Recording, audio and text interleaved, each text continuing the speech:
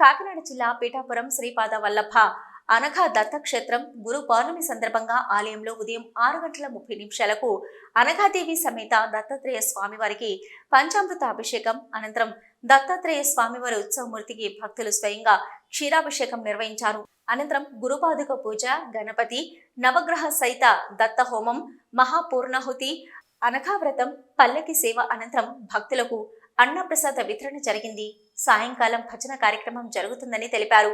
ఈ కార్యక్రమంలో ఆలయ ఈవో సౌజన్య ప్రభాకర్, అర్చకులు, వేద పండితులు, ఆలయ సిబ్బంది, అధిక సంఖ్యలో ఇతర రాష్ట్రాల నుంచి వచ్చిన భక్తులు, పట్టణ ప్రముఖులు తదితరులు పాల్గొన్నారు.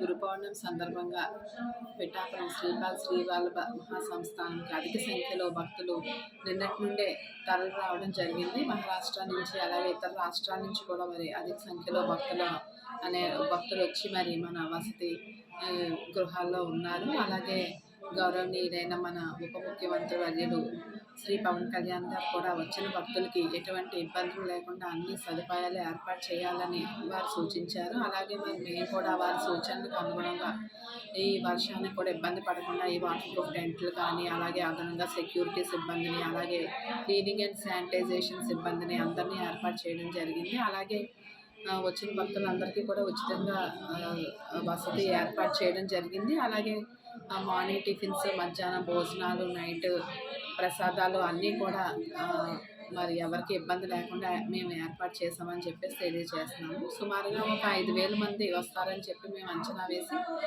దానికి తగ్గట్టుగానే మరి మేము ఏర్పాట్లు అనేవి చేయడం జరిగింది.